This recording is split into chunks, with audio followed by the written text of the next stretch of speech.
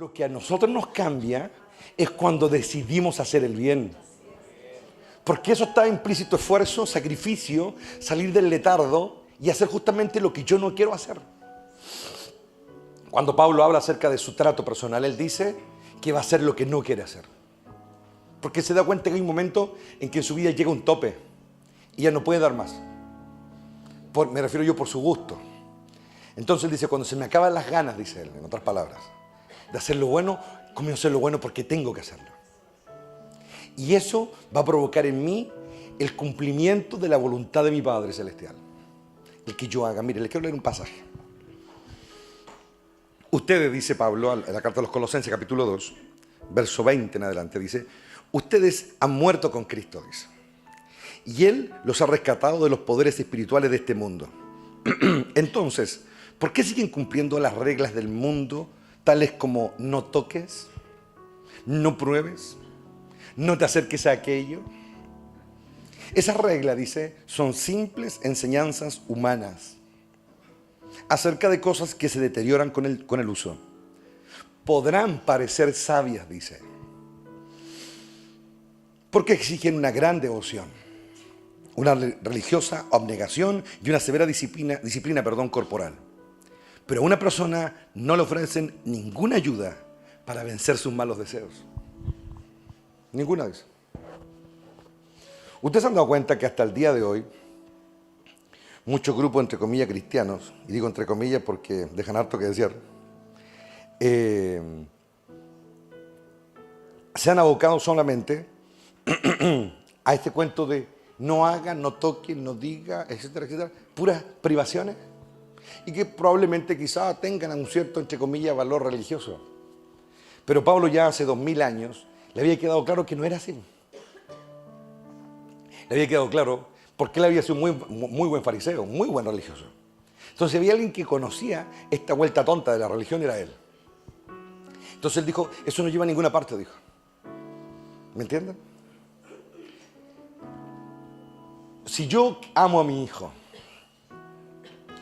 y lo corrijo severamente cuando se equivoca, o soy estricto con él, o le rayo la cancha, ¿esperaré yo cambiar a mi hijo por ser así? Solamente.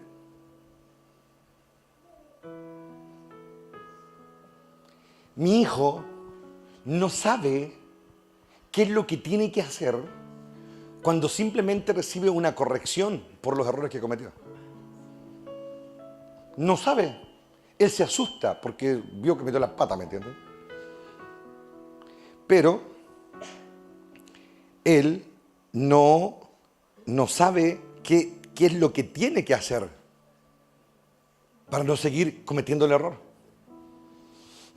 Entonces yo corrijo a mi hijo duramente. Esa es la mitad del trabajo, hermano. Esa es la llamada de atención.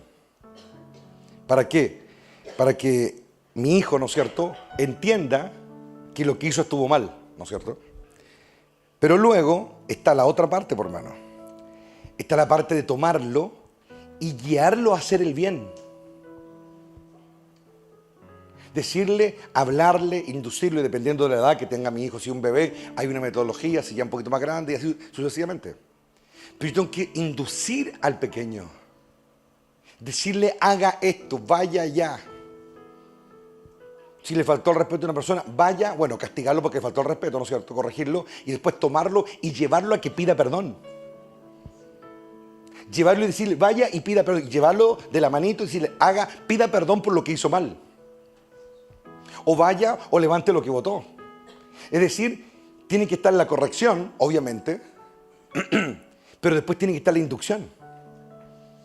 Porque cuando la inducción no está, el niño se asusta, ¿me entienden? Porque fue corregido. Pero ¿cómo va a aprender a hacer el bien? ¿Cómo él va a saber cómo tiene que pedir perdón? Si él no nació sabiendo cómo pedir perdón. Entonces yo tengo que ir, inducirlo, hablarle, tomarlo en la manito y llevarlo a que él haga lo que tiene que hacer. Entonces, haz con otro. No omisión, no dice no le hagas a otro lo que no te gusta que te haga a ti, no. Haz con otro lo que a ti te gustaría que hicieran contigo. ¿Por qué? Porque la transformación viene en base a la acción. La transformación y la inducción de las enseñanzas y del conocimiento de Dios pasa por hacer, no por omitir. Cristo es el movimiento constante de Dios, de formas y maneras que nosotros no logramos entender. Por eso Él ganó el nombre de verbo, accionar. ¿Me entienden? Cristo no solamente vino a hablar bonito a esta tierra, sino que vino a mostrar cómo tiene que hacerse, cómo tiene que hablarse, cómo tiene que inducir a una persona. ¿Y saben qué? Yo me he hablado en estos días acerca de eso. De que nosotros muchas cosas no las hacemos porque no hay amor. Porque cuando no hay amor, no hago nada. Simplemente me abstraigo. Pero yo puedo decirle a mi hijo toda la vida, mira, sé valiente, sé leal, sé guarda la fe. Pero si eso no es mío,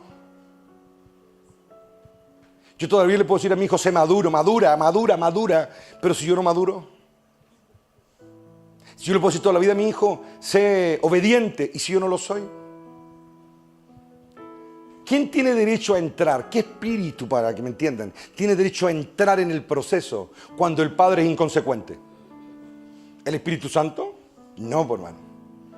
El espíritu de las tinieblas entra y destruye porque hay inconsecuencia.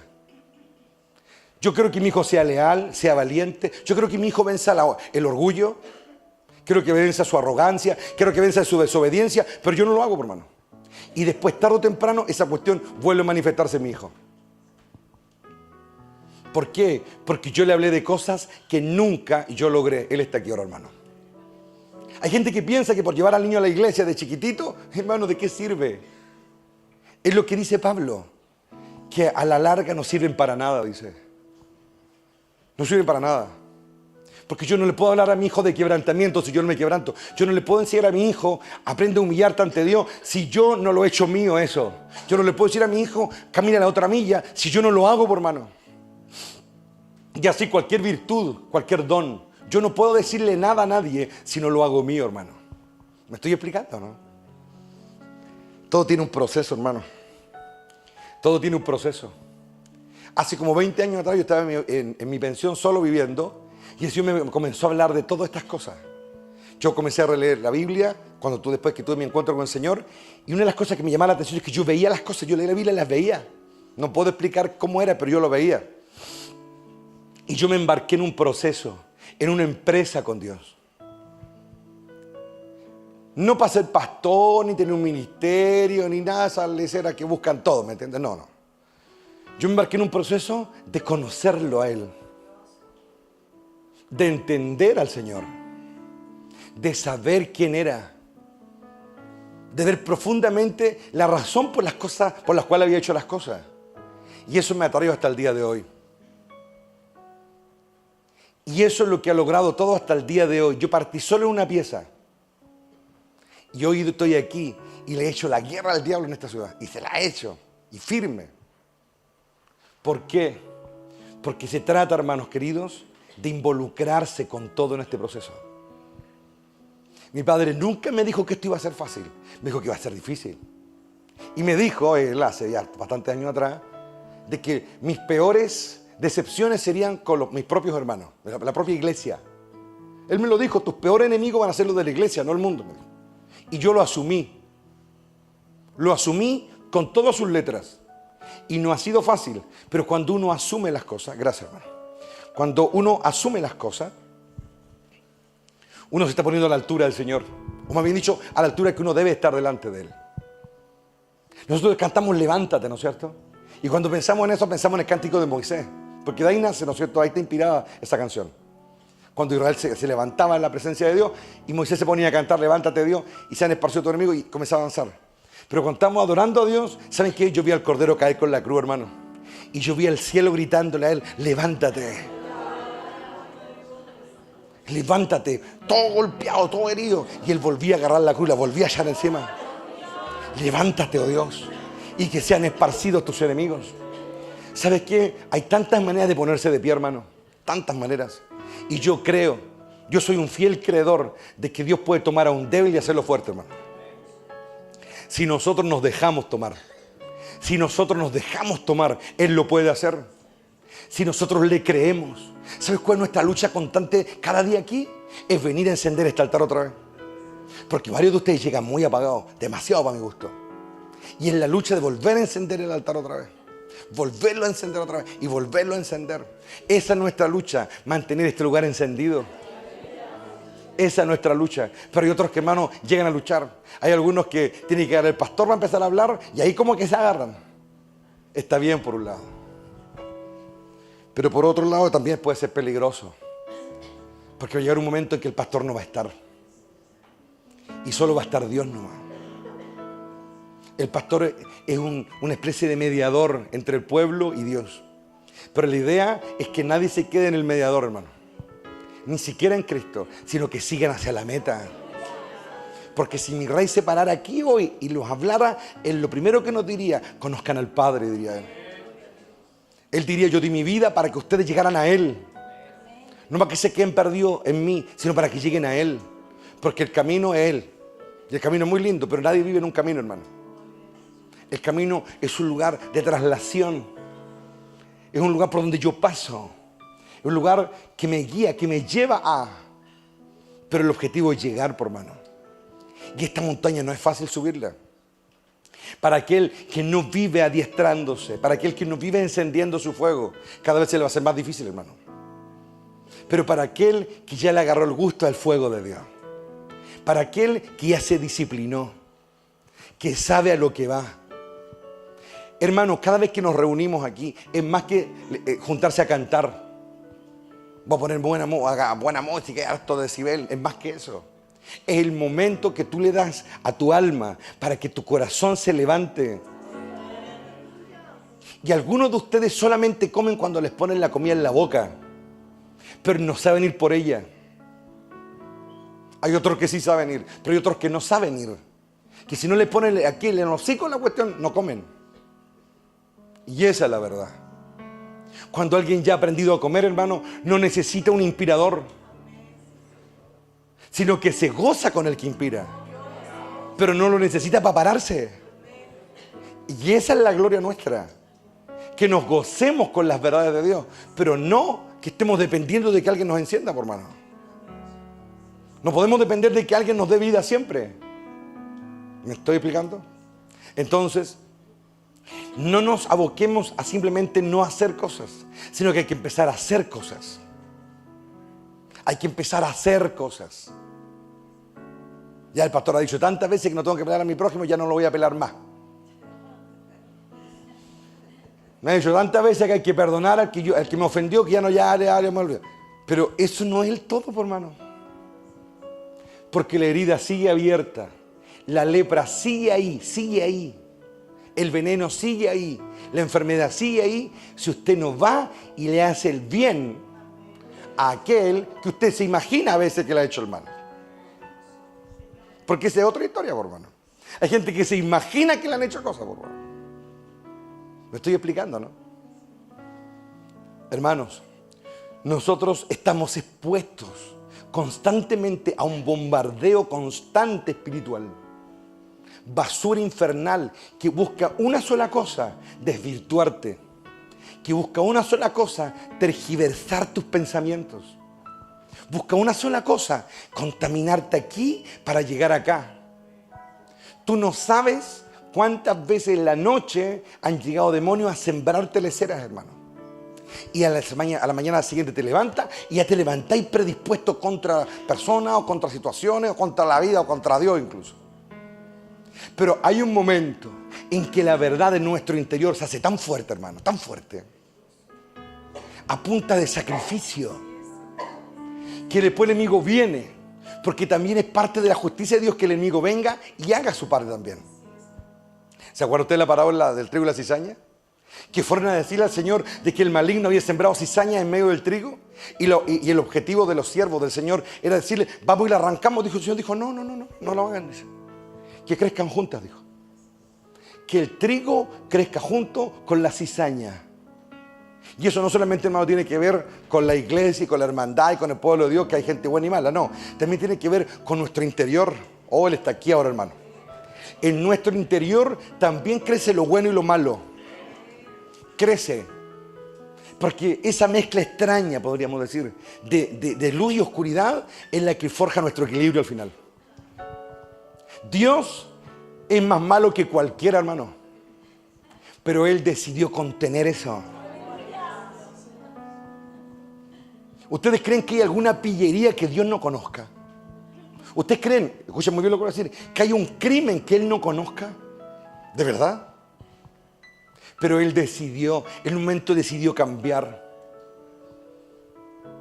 Porque Él tiene que haber vivido, a nivel Dios obviamente, tuvo que haber vivido muchas cosas que probablemente ni siquiera nos entran en la cabeza. Porque somos tan finitos nosotros, tan atómicos, ¿me entienden? Pero Él vivió mucho y después decidió, Él vivió cosas, le pasaron cosas y decidió ser de una manera. Y logró entrar a un nivel que no entraba nadie.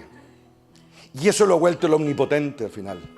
Entonces, a Él no hay maldad, ni pecado, ni oscuridad, ni demonio, nada. Pero Él ahora decide ser de una manera. Qué bueno eso cuando decidimos hacer lo correcto. Aquí hay gente que todavía son prisioneros de sus deseos. Y peor aún, de sus malos deseos. Son prisioneros de su mal carácter. Yo, hermano, no tengo mal carácter. Yo soy estricto, que es otra cosa. El mal carácter aleja a Dios. Y Dios no se aleja de mí. Yo soy mañoso, soy estricto, sí. Pero no tengo mal carácter. Yo no me enojo por idioteces. Yo me enojo con razón. Entonces, hay que saber discernir las cosas. Porque hay una parte de la Biblia que dice Dios que su ira se enciende en un momento. Entonces alguien podría decir que Dios es medio bipolar, porque como se enoja de repente. No, por hermano. No es así, por hermano. Nuestro Padre no es bipolar, sino que su ira es acertada. Y nadie sabe cuándo Él se va a encender en ira. Porque también ese es uno de sus misterios. Porque Él siempre está en constante paz. Pero también tiene ira y está ahí también. No te engañes, está ahí también. En Él también hay un juez que va a juzgar y es terrible. Está ahí también. Por eso es sabio temerle. Es sabio. Como les decía anoche a los hermanos, y para aquellos que estaban haciendo algo más importante y no vieron el sermón, ¿no es cierto?, anoche, de los jóvenes, les voy a decir algo. Dios pesa sus acciones. Dios los ve en sus casas. Dios los ve cuando deciden. Y ahí Él se da cuenta quién ama o quién no ama de verdad. Aprende tú, Gisela. Porque a veces nosotros primamos más nuestras relaciones humanas que verdaderamente la unción de Dios. Y hay que aprender esa cuestión. Hay que aprenderla. Porque cuando alguien nos tiene que recordar cuál es el orden, otra vez algo anda mal. El orden no hay que recordarlo. El orden se siente. Por ejemplo, lo bueno, ¿no? Nuestro Padre es un maestro por excelencia. Y esa excelencia que Él logró fue a punta de sacrificio. Nosotros nos perfeccionamos en la medida que decidimos hacer lo correcto. Dios nos obliga a perdonar una y otra, hasta que ya logremos entenderlo. Porque ese choque de voluntades entre Dios y nosotros decidimos quedarnos con Él, a la larga te va purificando. Ese choque con Dios es lo que finalmente purifica. No es un toque, ¿me entienden? Que Dios me va a tocar y se me va a quitar lo agilado. Dios me va a tocar y se me va a quitar lo arrogante. Dios me va a tocar y se me va a quitar lo vanidoso. Dios me va a tocar y se me va a quitar lo tonto. No funciona así. No funciona. Nunca ha funcionado así. Porque son caminos fáciles. Son caminos anchos, ¿me entienden? Y el camino que lleva a la salvación es angosto. Es difícil. ¿Por qué? ¿Por qué es difícil y angosto? Porque te cambia, po. Si en el fondo Dios no quiere monos disfrazados en el reino, por hermano. Lo que Dios quiere son hijos transformados, hijos purificados, hijos rectificados, a quienes se le pulieron los errores. Ese hijo que salió del cielo y nunca se daba cuenta porque no era agradecido, por ejemplo. Y yo lo envié a la tierra a aprender a ser agradecido. Y lo pasa por 1000 cosas hasta que se dé cuenta. Ese hijo que salió de arriba y nunca se dio cuenta de que estuvo toda la vida en el filo del abismo. Y nunca se dio cuenta. Entonces yo lo envío aquí, a que se pegue la cacha. Y así, pues, hermano. El proceso de venir acá es confrontar. Y cada uno tiene que hacerse el mejor favor de la vida. darse cuenta en qué está siendo confrontado y no seguir perdiendo el tiempo. No seguir perdiendo el tiempo, sino que alinearse a la voluntad del Padre. Darse cuenta dónde está equivocándose una y otra vez. Porque no está haciendo. Cuando yo hago lo que tengo que hacer, eso genera un cambio en mí. Un cambio. Pero yo puedo pasar toda la vida sentado en el remordimiento, ¿no, hermano? ¿Ya dónde llego así? No, es el hacer el que me cambia. Entonces, el rey tenía otra vez razón, hermano. Haz con otro. Haz con otro. Haz con otro. No, él no le hagas a otro lo que no tengo. No, haz con otro. Porque eso te cambia. Haz con otro. Si tú te das cuenta que eres arrogante y está en ti, bueno, está ahí. El pecado es no hacer nada. Pero cuando alguien se da cuenta que es arrogante y sabe que es así, entonces comienza a tomar acciones para ir golpeando esa arrogancia. Y es lo que Pablo en su sabiduría entendió, por hermano. Se entendió que se trataba de eso, de golpearse a sí mismo, golpearse. Porque el tipo evidente que era orgulloso, por hermano, ¿vos no se han dado cuenta de eso? Porque me fue enviado un mensajero de Satanás para que me abofetee a causa para que no me envanezca. Es que, hermano, es casi entendible. El tipo era muy inteligente, era tremendamente capaz, tenía un carácter impresionante, una voluntad de hierro. Obvio que era muy bueno en lo que hacía, por hermano. Entonces, obvio que tenía como a flor de piel eso de creerse más que el resto, por hermano. Pero él, en su sabiduría, lo veía y aceptaba el trato de Dios. Se daba cuenta que todo el poder que residía en él no podía reprender a ese demonio que lo venía a bofetear. No podía. No podía. Y estamos hablando de Pablo, por hermano. Que él tomaba sus prendas de vestir, se las mandaba a los enfermos y se sanaban. ¿Alguno de ustedes ha hecho eso alguna vez? No creo. Pero él, su sabiduría le daba para darse cuenta de que Dios lo golpeaba para quitarle eso, para que no se envaneciera. Porque estaba siempre constante en él eso. ¿Ustedes se han dado cuenta de esos errores constantes que tenemos? Yo cuántas veces me he visto hablándole a uno, hablándole a otro, y yo sé que se dan cuenta de la cuestión, porque giles no son. Se dan cuenta. Y es como que pasa el tiempo y sigue esa cuestión ahí, y sigue ahí, y sigue ahí. Lo menos, ¿no? Entonces, tengamos la prestancia que tenía el apóstol Pablo. Y tomemos conciencia de que Dios tiene que golpear esas áreas. Hasta que en un momento ya no te dé rabia ya. Hasta que en un momento ya no te frustres. Y tengas paz. Eso que antes te irritaba, después te va a dar paz. Cuando comienzas a ver los primeros destellos de paz, es porque te estás sanando de eso. Y esto no lo digo porque lo leí en internet, esto lo digo porque a mí me pasa, por hermano. Más arriba, pero es lo mismo, me pasa. Y qué glorioso, hermano, es cuando ya las cosas que antes te irritaban ya no te irritan. Te liberaste. Te liberaste. O estás comenzando a liberarte. ¿Se han dado ustedes cuenta que a veces tenemos el egoísmo así como a flor de piel? Queremos las cosas para nosotros nomás. ¿Se han dado cuenta de eso? Aquí hay hartos egoístas, yo los conozco, hermano. Los observo en cosas, yo me doy cuenta. Son egoístas. Y cuando les toman algo que ellos creen que es de ellos o exclusivo de ellos, es como que se indisponen y se ponen mal y se amorran. Pero es súper evidente, hermano. Súper evidente.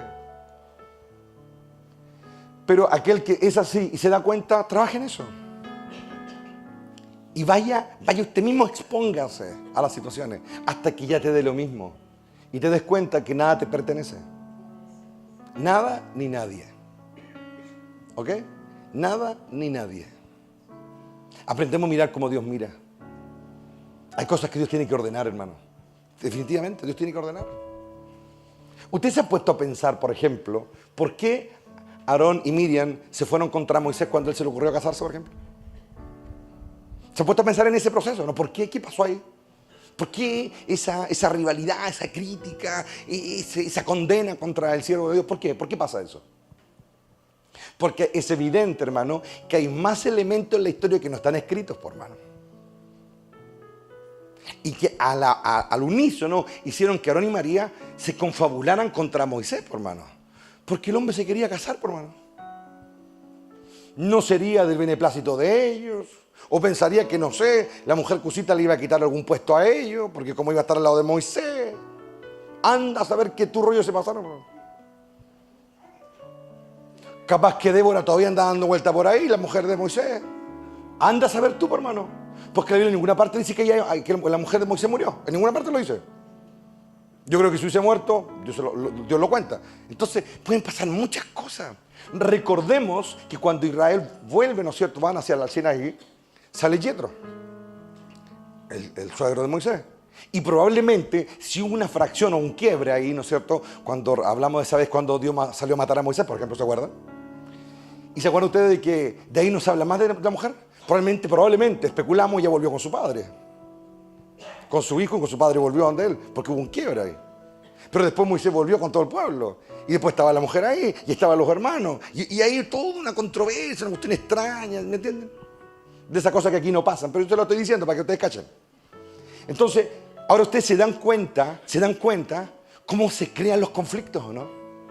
Y se crean única y exclusivamente porque no acatamos la voluntad de Dios. ¿Cómo se crean los conflictos, no? Y ese conflicto termina casi con la perdición de uno de los hermanos de Moisés. O en este caso la hermana. Porque Dios se enfureció. Y Dios le mandó lepra a la comadre esta. Y la iba a botar así, a que se pudriera fuera en el desierto. Si Moisés no interviene, se acabó la historia de Miriam, por mano. Entonces, todas estas controversias tan humanas, tan nuestras, hermanos, son las que nos delatan, las que nos manifiestan. Dios hace cosas para ver si incomodarte, para ver si eres humilde o no. Entonces, el amor sin temor se puede volver balsudo, hermano. Se vuelve irreverente. Porque yo demando mis derechos y lo que yo quiero hacer, hermano. Y no funciona así, hermano. No funciona así. Entonces hay que entender esas cosas ahora. Ahora. Yo se los digo en el nombre del que vive. Ahora háganlo. Escúcheme no con los oídos, escúcheme con el corazón. Escuchen. Esto, hoy ya oí un golpe, pero escucharte lleva implícito el acto de entender.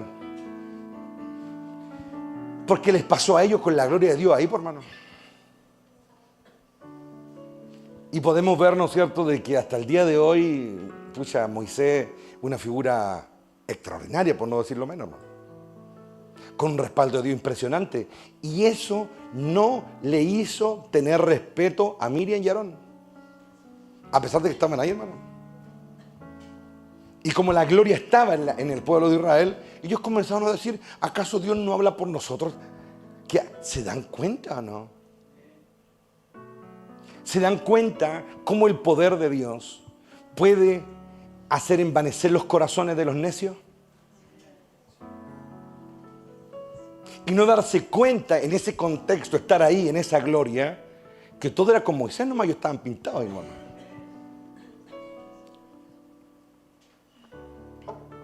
Entonces, es tan importante entenderlo ahora. Porque la humildad va a ser la única forma de no caer en las trampas del maligno. La humildad. Agacha la oreja nomás, de verdad. Y no estar luchando en un reino por mis propios intereses, por hermano. Porque Judas tenía una visión de reino, ¿me entienden? Y una visión de Mesías. Y cuando ya no encajó con lo que él quería, se manifestó su realidad, por hermano. Porque Judas tampoco va a decir que era el montón, era uno de los 12. Que ahora está estigmatizado como el vendepatria más grande del universo, ese es otro tema, ¿me entienden? Pero en ese momento era como Pedro, como Juan, como todos los otros, ¿me entienden?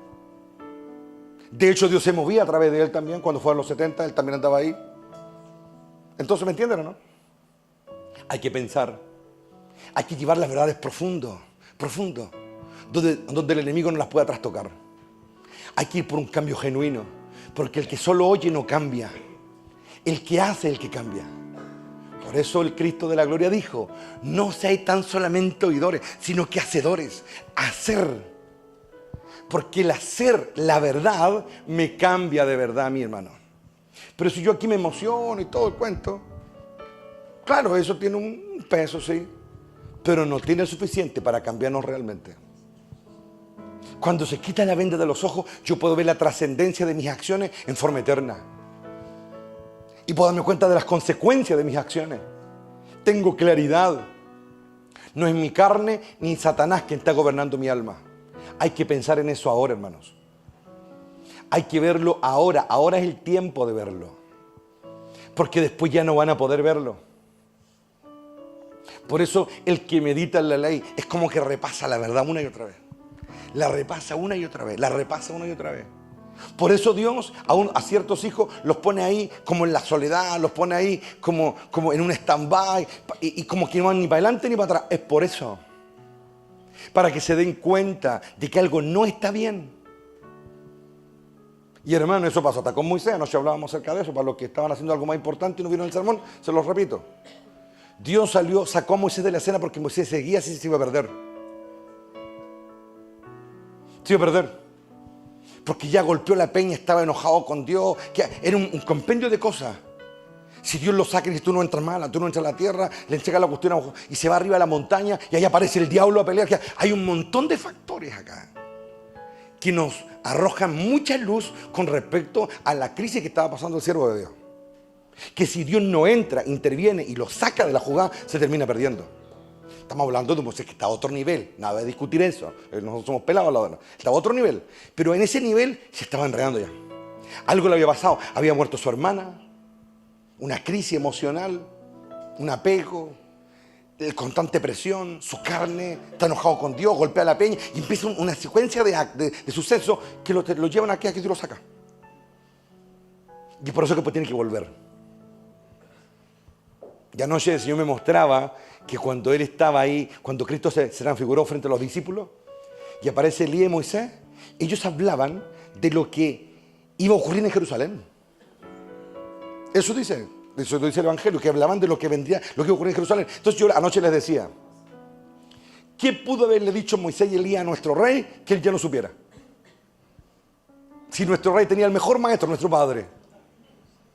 Pero yo creo que hay algo así que tanto Moisés como Elías sí le podían compartir al rey, como su propia experiencia. Y le podía haber dicho, Moisés le pudo haber dicho, mi rey, no permita que la rabia contra Dios se lo destruya como lo hizo conmigo. No permita, mi rey, de que entre usted el veneno en medio de la prueba que viene en Jerusalén. Allá estaba Elías diciendo, mi rey, no permita que el miedo lo haga suyo cuando esté en Getsemaní. Porque eso fuera nuestro fracaso, por favor, no cometa esos errores. Y eso sí, que era muy válido que él tenía que conversar con ellos. Porque yo he tenido esa experiencia, donde mi padre me ha hecho hablar con ciertas personas. No voy a hablar de eso porque no viene al caso. Pero lo ha hecho para que yo vea desde otra perspectiva. Él podría decírmelo, pero distinto que venga el que se mandó el cóndor y te lo diga. Entonces cuando nuestro rey está en Getsemaní, venció el miedo, que fue su peor enemigo. Y también la controversia de voluntades. No se haga mi voluntad sino la tuya. Le hizo bien la conversación esa noche. Bueno, de todas las palabras que obviamente recibía del Padre, esas también fueron parte del proceso inductivo y pedagógico de Dios con él, para que su hijo lo lograra. Y así lo hace con todos nosotros. Entonces, ya es tiempo de ver más allá. Es tiempo de ver más allá. Y dejar de ser un cabro chico. Es tiempo de madurar, de ser profundo. El niño no hace. El niño se amurra. Eso es un cabro chico, se amurra. ¿Lo ven? Se amurra. Y está en su instinto. Y así cada persona tiene algo en su instinto natural, maligno. Y hay que erradicarlo desde pequeño. Y nuestro Padre hace todo lo posible para que nosotros aprendamos. Aprendamos. Si a un niño tú no lo encaminas cuando es pequeño, después va a ser muy difícil que salga de ahí, hermano. Si a un niño tú no le enseñas a ser humilde cuando es pequeño, va a ser casi imposible cuando sea adulto, hermano. Pero la promesa de la palabra es esta, que si yo me doy el trabajo de inducir al niño en su camino, inducirlo en su camino no es llevarlo a la iglesia, por hermano. Inducirlo en su camino es enseñarle con su propia vida cómo se hacen las cosas. Entonces va a haber un cambio. Y ese cambio va a traer fruto. Que aprendamos sabiduría para edificar nuestras vidas, para edificar nuestras casas, para cultivar nuestras tierras. Que crezca la cizaña y el trigo juntos, pero que llegue un momento que tengamos la fuerza para arrancar la cizaña. cuando el trigo haya crecido. Porque esa es la clave. Cuando venga el tiempo de la cosecha del trigo, ahí se arrancará la cizaña. Y el trigo habrá demostrado que creció aún en medio de la cizaña. Creció igual. Porque la cizaña lo obligó a ser fuerte. Para crecer. Porque la cizaña trató de ahogarlo, pero el trigo se abrió camino igual. Eso pasa tanto en una comunidad como en nuestro interior. Por eso el mal queda cada vez también. Para que el bien se haga fuerte. Y tú decidas que el trigo, lo bueno, crezca en ti. Y lo malo sea erradicado. Así que no andemos más por imágenes, ¿ok? Seamos asertivos. No demos lugar a las tinieblas. Porque no a todos Dios le da el favor de que un demonio los azote. A veces sí. Hay que reconocer cuando nos ha bofeteado un demonio. Por arrogantes que somos. O por necios que hemos sido. Hay que reconocerlo. Y ser sabio, ser humilde. Reconocer su posición. Ser un siervo, por favor. Con S, no con C. Un siervo de sirviente, no un siervo de animal. Porque el siervo de animal no sirve. ¿Me entienden? Entonces que este día sea un día para meditar en eso. No es lo que no hago lo que me cambia. Es lo que yo decido hacer lo que me cambia. Haz con otro. Esa es la manera de inducir a otros e inducir mi propio corazón. Haz con otro. Haz con el Señor, haz con tu prójimo, haz con tu pastor, haz con Dios, haz con otro. Lo que no quieres hacer, hazlo. Y Dios lo verá. Así que aquellos que aquí no se saludan por tiempo, comiencen a saludarse. Porque ya está bueno establecer allá. ¿No les da vergüenza? Si yo los digo a todos ustedes, si yo no tuviera que saludar a los que aquí me han hecho chanchá o me han decepcionado, ¿a cuántos yo no tendría que saludar ni siquiera dirigirle la palabra? Ya, entonces yo estoy predicando con el ejemplo. Entonces si alguien tú sientes, vaya y arréglelo. Y aquí deje su postura de lado, mire lo que Dios mira. Porque yo puedo tener mi opinión, ¿me entienden? Como la que tenía Aarón y Miriam. Pero parece que ellos nunca se preocuparon de ir a preguntarle a Dios. Si se creían tan profetas de Dios, ¿por qué no fueron a preguntarle a Dios qué pensaba el tema? ¿Era lógico o no? Si eran tan profetas, ¿por qué no fueron ellos a preguntarle a Dios? A ver qué opinaba Dios del matrimonio que tenía ahora Moisés. Y le hubiese quedado clarito. Pero como ellos no fueron a preguntarle a Dios, porque hay gente que no le pregunta. Hay gente que aquí le pregunta a Dios lo que le conviene y la otra se le inventa. Lo que se inventa se le cae como un camión en la cara después. Acuérdense lo que les estoy diciendo. Porque eso es lo que Dios respalda. No cometan el error de pensar de que cosas que Dios le diga a usted y no a mí. Porque si yo no estoy de acuerdo con lo que tú dices, no es. No es. Y aunque decimos todo, hay gente que aquí no lo hace. Y esa es la verdad. Pero bueno, yo se lo digo, yo no voy a perder nada. Aquí lo que van a salir trasquilados van a ser los necios que se inventan su verdad. Una de las cosas que yo he aprendido con los años, hermanos queridos, ¿saben qué es lo que es? A mí no me gusta perder.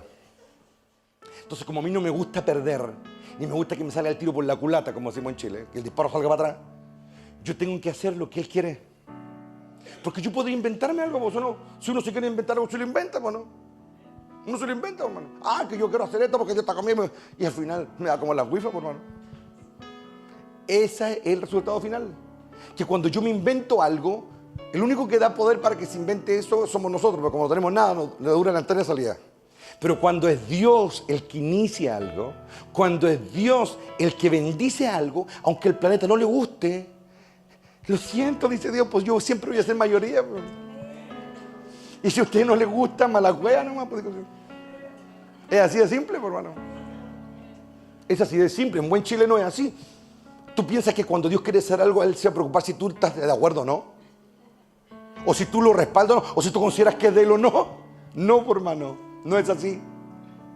Entonces, como yo no soy Gil y a mí no me gusta perder, ni me gusta quedarme solo con mis inventos, ¿me entienden? A mí me gusta terminar lo que comencé. Sé que la única manera de que yo pueda terminar algo es que Dios de verdad esté ahí, por hermano. Yo jamás me he puesto a hacer algo que no me resulte, hermano. Nunca. Claro, podría hacer millones de cosas si yo quisiera, pero las cosas que yo hago son las que Él me dice que haga, por hermano. Y las cuestiones resultan, por hermano. ¿Lo ven o no? Entonces, como dice el apóstol, todo lo que se ha escrito, dice, fue hecho para nuestro bien. No fue para solamente decir, oh, qué canal esto, mira qué hicieron. No, no. Fue hecho para adquirir conocimiento y entendimiento, para adquirir sabiduría, para no cometer los mismos errores otra vez. Para eso, para evitarnos sufrimiento. Para eso fue escrito. Así que aprendamos. ¿Ok? Exacto. Así que si no amas a aquel que puedes ver, no me vengas con el cuento que ama a Dios a quien no puedes ver, hermano. No me vengas con eso, porque es mentira. Es mentira. O si amas al que te hace bien. ¿Se dan cuenta que Cristo, bueno, mi hermano mayor, él es como más caballero que yo soy más bruto. Él es como más diplomático, él es más... Yo la tiro nomás. Ese es uno de las salvedades que tenemos los que estamos más abajo. Como él está más arriba y él es rey de reyes, él tiene que guardar siempre una postura. Entonces él lo dice de otra manera, pero yo lo digo a lo derecho nomás. Es así de simple, como tiene que ser. ¿Me entienden o no? Entonces aprendamos. Si ustedes no quieren perder, y no creen que se saca el tiro por la culata, y no creen que quedar en ridículo al final, entonces sean dóciles. Y aprendan las palabras del gran rey, que él dijo, aprendan de mí, porque yo soy manso y tierno de corazón. Otra versión dice, suave de corazón. En otras palabras, esa docilidad que él tiene de corazón lo hace aceptar la voluntad de su padre, aun cuando a él no le cuadre, o cuando a él no le guste. Él es dócil. Siendo rey de reyes, siendo la diestra del omnipotente. Él le agacha la cabeza y dice amén. Aunque él sienta que está perdiendo, él dice amén. Claro, porque claro, ser rey de reyes cuando te corona y cuando todos te alaban y cuando te dan la corona. Es fantástico, no. Pero es que a ese nivel también hay exigencias que no se le hacen a nadie más tampoco. Una cosa por otra, por hermano. Él tiene derechos que no tiene nadie. Pero tiene obligaciones que tampoco tiene nadie, por hermano. Y ha tenido que sufrir cosas que tampoco ha tenido que sufrir nadie por su posición. Una cosa por otra, la justicia. Entonces meditemos en esto. Esto es muy importante que lo pensemos bien. Para que no hayan controversias en nuestra vida. Y para que no salgamos trasquilados al final. Así que aprenda hoy día, comienza a darle lecciones a su corazón de humildad, de docilidad. Aprendan ahora. Háganse ustedes mismos el tratamiento. ¿Lo ven? Hablando de tratamiento, yo me acuerdo cuando mi viejo padre, que ya está en la gloria ya, mi mamá me cuenta que estuvo enfermo de la guata, tenía mucho revoltijo y lo llevaron de uno de estos homeopáticos y todo el cuento. Y el viejito lo miró así, era el famoso doctor Ross, un viejito que era un viejito alemán de Santiago, tenía una clínica. El viejito lo miró y claro, él era médico, pero también le hacía mucho a la medicina alternativa, a la hierba y todo ese cuento. Le miró hacia el ojo así, lo miró con el famoso asunto de que miran el ojo, y el viejito tenía como 80 años ya, y era una eminencia. Lo miró así, usted tiene esto. Y mi papá se chorreó, porque mi papá pensó de que mi mamá le había contado lo que él tenía. Usted tiene calambre, duele esto, usted tiene su cuerpo hecho una caca, le dijo. Y el viejito lo queda mirando y le dice, ¿qué edad cree usted que tengo yo? Le pregunta. Mi papá lo miró, y mi mamá me cuenta, porque mi papá jamás me contó eso, me lo contó mi mamá. Me dijo, no sé, unos 65 años. Yo tengo 85 años, le dijo. Pero mi mamá da cuenta que la piel la tenía como de un joven. El viejo era muy sabio. Lo que él sabía lo había vivido. Y le dijo, usted hay que lavarlo entero, le dijo. Así que lo primero que le recetó fueron lavados intestinales. Para los que no cachan cómo son bastante humilladores. ¿Eh? ¿Y saben qué? Mi viejo se veía algo que mi viejo tenía, que mi viejo era humilde. Por eso se llevaba bien con mi mamá, porque era humilde. Mi viejo era dócil, y no se calentaba mucho. Y saben que esa purificación interna, ese lavado así extremo, yo creo que le dio como 10 años más de vida. Mi papá murió a los 54, de un ataque al corazón. Pero eso le mejoró. A veces hay que tomar medidas extremas en la vida. Un lavado profundo, de una vez por todas. Y no seguir dándole vuelta a la cuestión. Y buscando pretextos, y buscando como, no, pero es que, ya, cortemos eso, no perdamos el tiempo, porque el tiempo se está agotando. Acatemos la palabra que Dios entrega aquí. No solamente digamos amén de aquí para afuera, acatémosla. ¿Cómo? Demostrándolo. Haciendo lo que no quiero hacer. Y demostrando a nuestro Padre de que Él puede confiar en nosotros. Porque nos seguimos siendo tosudos. ¿Estoy claro en eso? Bueno. Que este sea un buen día para todos. Que aprendamos, hermano. De verdad que aprendamos. Salgamos de la ignorancia. Eso nos va a hacer muy bien. Nos va a hacer más fuertes. Amén. Tome la mano de alguien por ahí cerca. Vamos a darle gracias al Señor. Buen Padre que estás en lo alto. En esta hora, Señor, te bendecimos y te damos gracias, Padre mío, por este momento que ya hemos podido compartir. Te rogamos, Padre, que tu presencia y tu amor sigan en nosotros. Nos sigas guiando, Padre. Y que todo este día tu presencia tenga el control. Padre, por la fe solamente echamos fuera toda rebelión. Por la fe echamos fuera toda tosudez. Por la fe echamos fuera, Padre, toda sabiduría propia. Toda arrogancia, toda ignorancia, toda incredulidad, la echamos fuera por la fe, Padre Celestial. Por la fe echamos fuera de aquí toda enfermedad física. Todo lo que nos quiere coartar nuestro servicio a ti, se vaya al abismo en esta hora por el poder de tu gran nombre, Padre. Perdónanos, Señor, si no hemos actuado como debiéramos. Trae claridad y trae también salvación a este lugar. Y que el resto de este día, lo que vivamos, sea conforme a tu voluntad. Te lo pedimos, bendito Adonai, en los méritos de Cristo, nuestro gran Rey. Amén y amén. Y para terminar, le damos la gloria a nuestro Padre. 1, 2 y 3. ¡Gloria a Dios! ¡Gloria a Dios! ¡Gloria a Dios para siempre! Aleluya. Gracias, Padre. Puede buscar a alguien, bendíganse y de ahí se van a las clases.